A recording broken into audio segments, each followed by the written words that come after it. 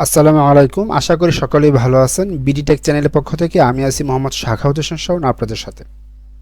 বন্ধুরা, ফ্রিপিক সম্পর্কে এটা হচ্ছে আমার সেকেন্ড ভিডিও। আমি আমার প্রথম ভিডিওতে আলোচনা করেছিলাম যে কিভাবে ফ্রিপিক থেকে ইনকাম করা যায় এবং কিভাবে ফ্রিপিকে একটি অ্যাকাউন্ট খুলতে হবে বা কিভাবে একটি অ্যাকাউন্ট খুলতে হয়। আর আজকে আমি আমার ভিডিওতে দেখাবো যে ফ্রিপিকে আসলে মূলত ছবি আপলোড দিয়ে ইনকাম করতে পারবেন, পিএসডি ফাইল আপলোড দিয়ে ইনকাম করতে পারবেন, ইপিএস ফাইল অর্থাৎ ভেক্টর ফাইল দিয়ে ফাইল আপলোড দিয়ে ইনকাম করতে পারবেন। এই 3-4 ধরনের ফাইল আপলোড দিয়ে ইনকাম করতে পারবেন। তো আমি আজকে দেখাবো যে আপনি যদি ফটো আপলোড দিতে চান তাহলে সেই ফটো আপলোড দেওয়ার জন্য কি কি রিকোয়ারমেন্ট আছে। আপনারা কিন্তু চাইলেই ফটো আপলোড দিতে পারবেন না। ওকে, তো ফটো আপলোড দেওয়ার জন্য কিছু ক্রাইটেরিয়া আছে। সেই ক্রাইটেরিয়া কি এবং কিভাবে আপনারা ফটো আপলোড দিবেন এই বিস্তারিত আমি দেখাবো এবং একটি ফটো আপলোড দিয়ে আমি আপনাদেরকে দেখাবো। ওকে বন্ধুরা, এই যে দেখুন, এটা হচ্ছে আমার প্রোফাইল। আমি আমার প্রোফাইলে সর্বমোট 289টা ছবি আপলোড দিয়েছি। ছবি আমি অ্যাকাউন্ট খুলেছি খুব বেশি দিন হয় নাই, 10 দিন হয়েছে, মেবি 10 দিন।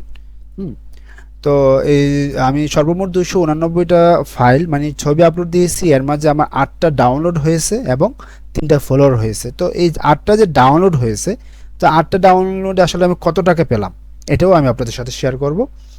আর এই যে আমার ছবিগুলো হচ্ছে, এই ছবিগুলো আপনি চাইলে যে কোনো ক্যাটাগরির ছবি আপনি এখানে দিতে পারবেন। ওকে, এই যে আমার ছবিগুলো আমি আপনাদের সাথে আমার প্রোফাইলটা একটু শেয়ার করতেছি। যেমন এই ছবিগুলো একটু ভালো ডিমান্ড। এই সবগুলো ছবি আমার নিজের বানানো। ওকে, যেমন এগুলো হচ্ছে ব্যাকগ্রাউন্ড টেক্সচারের কাজ করবে এগুলো দিয়ে। যেমন এগুলো আপনার ফ্লায়ারের কাজে লাগবে, এগুলো ভেক্টরের কাজে লাগবে। তা আপনারা আসলে আপনাদের প্রয়োজন মতো আপনাদের পছন্দ অনুযায়ী আপনার ছবি দিবেন। তো যাই হোক, আমি এখন দেখাবো যে আসলে আমি এই 8টা যে আমার প্রোফাইল থেকে যে 8টা ছবি ডাউনলোড হয়েছে, সেই 8টা ডাউনলোডের জন্য আমি কত টাকা পেলাম। আমরা যদি আমার প্রোফাইলের ড্যাশবোর্ডে যাই, এ হচ্ছে আমার ড্যাশবোর্ড। এই ড্যাশবোর্ডে দেখাচ্ছে এখানে 8টা ডাউনলোড হয়েছে। মূলত আমার 8টা না, আমার ডাউনলোড হয়েছে 9টা, কিন্তু এখানে শো করতেছে 8টা। এটা আবার আপডেট হয়। তো আমার 289টা ফাইল দেওয়ার পরে 8টা ডাউনলোড হয়েছে এবং আমি পেয়েছি 0.29 ইউরো। 0.29 ইউরো। আসলে এটা হচ্ছে লাখেরও একটা ব্যাপার স্যাপার আছে। আপনি যদি ভাগ্য ভালো থাকে তাহলে এমনও হইতে পারে যে 289টা ফাইল দেওয়ার পরে আপনার 100টা ডাউনলোড হয়ে যেতে পারে। এটা তো আসলে কেউ বলতে পারে না। এমনও হইতে পারতো যে আমার একটাও ডাউনলোড না হইলেও হইতে পারতো, কিন্তু আমার 8টা ডাউনলোড হয়েছে, আমি শুক্রিয়া। আর যেহেতু আমার প্রোফাইলের বয়স মাত্র 10 দিন, এবং আমরা যদি বাম পাশে একটু দেখি যে নট ইয়েট সাবমিটেড, আমি এখানে 10টা ফাইল অলরেডি আপলোড দিয়ে রেখেছি, বাট এখনও সাবমিট করি নাই। হ্যাঁ, আমি এগুলো সাবমিট করব আজকে। যেমন এই ছবিগুলো আমি আজকে আপলোড করেছি, কিন্তু আমি এখনও সাবমিট করি নাই, সাবমিট করব। আর আমি আজকে আমার ভিডিওতে দেখাবো যে কিভাবে আপলোড দিতে হয়। আপলোড দেওয়ার পর তারপর আপনারা সাবমিট করবেন, ঠিক আছে। তো তারপর হচ্ছে আন্ডার রিভিশন আমার 119টা ছবি আছে। আমি 119টা ফাইল, শুধু ছবি না, আমি এখানে ভেক্টর আছে 17টা, পিএসডি ফাইল আছে 7টা, ফটো আছে 95টা। সব মিলে 119টা ফাইল আমি আপলোড দিয়েছি এবং সাবমিটও করেছি।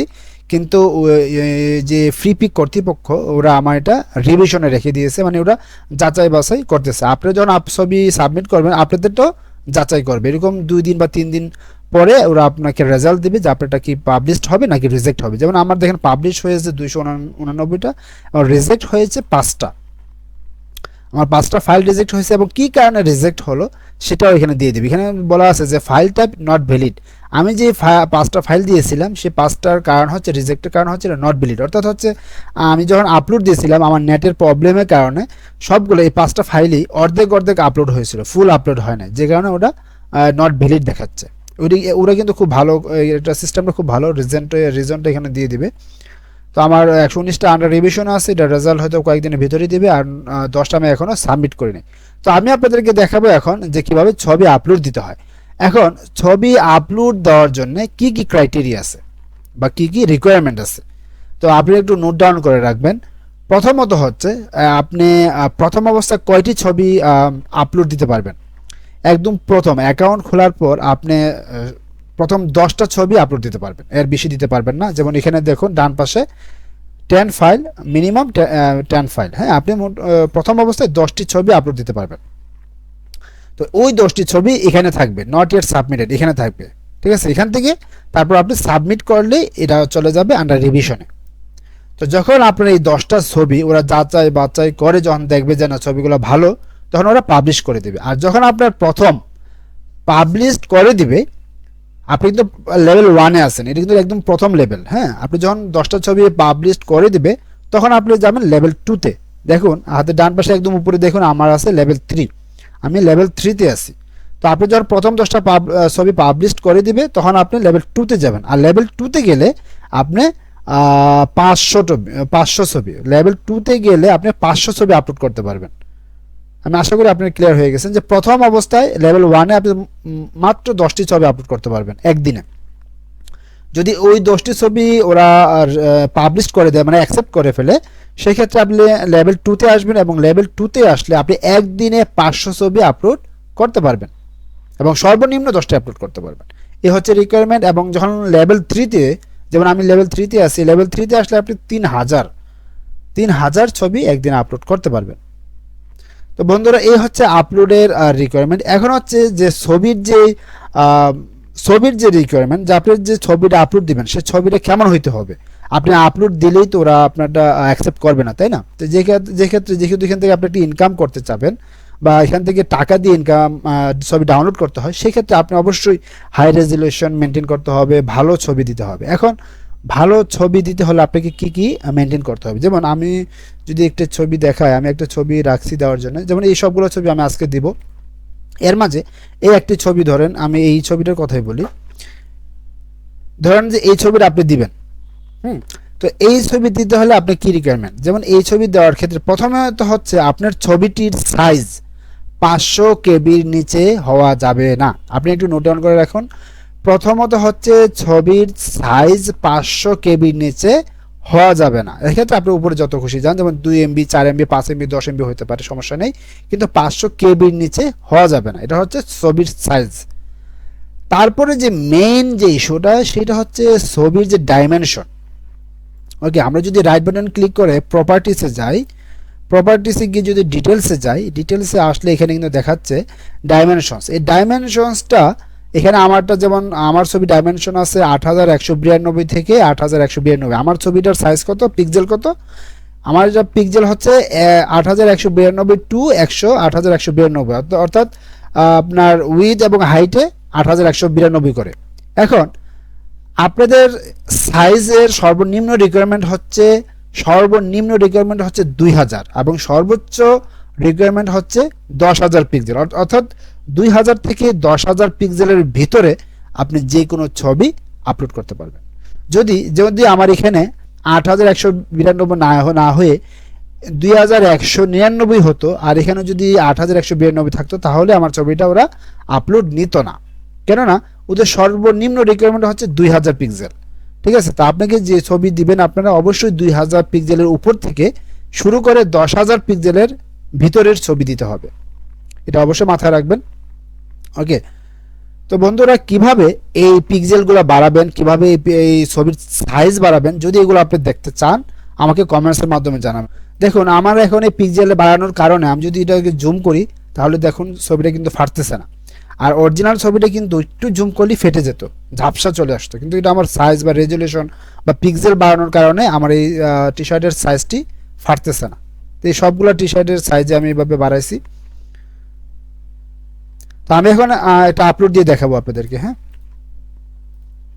ধরুন আপনি একটা ছবি আপলোড দেবেন, যে এখানে যে উপরে যে আপলোড ফাইল আছে, এই আপলোড ফাইল অপশনে চলে যাবেন। তারপরে যে ডান পাশে যে অপশনটা, এখানে ক্লিক করব। ক্লিক করার পর আমরা এখান থেকে একটি ছবি আপলোড করব। ধরুন যে আমি কোন ছবিটা দেব, ধরুন আমি এই ছবিটা দেব। এই ছবিটা সিলেক্ট করে ওপেন দিয়ে দিলাম। ওকে, এটা আমার 4 MB, এটা আমার আপলোড হয়ে গেছে। তো এই যে আপলোড হলো, আমার আগে এখানে 10টা ফাইল ছিল, এখন হচ্ছে 11টা, মানে নট সাবমিটেড 11টা, মানে 11টা ফাইল আমার আপলোড হয়েছে। তো আমি এখন আপলোড করছি কোনটা, এইটা। এখন আমি এটাতে ক্লিক করব। ক্লিক করার পর আমি আবার একটু দেখাচ্ছি আপনাদেরকে। আপনি ছবি আপলোড দিবেন, ছবি আপলোড দেওয়ার পর হাতে ডান পাশে যে এডিট মেটাডাটা আছে, এই অপশনে চলে যাবেন। এই অপশনে আসার পর এখানে প্রতিটা যদি আপনার একই ক্যাটাগরি ছবি হয়ে থাকে তাহলে সবগুলো ছবি এখান থেকে অল দিয়েবেন, অল দিয়ে এখান থেকে ক্যাটাগরি মানে টাইটেল, আপনার ছবিটা কি টাইটেল, একটা টাইটেল দিবেন। দেওয়ার পর নিচে যে কিওয়ার্ড আছে অনেকগুলো কিওয়ার্ড, মানে মিনিমাম 5টা এবং সর্বোচ্চ আপনার 50টা কিওয়ার্ড দিতে হবে।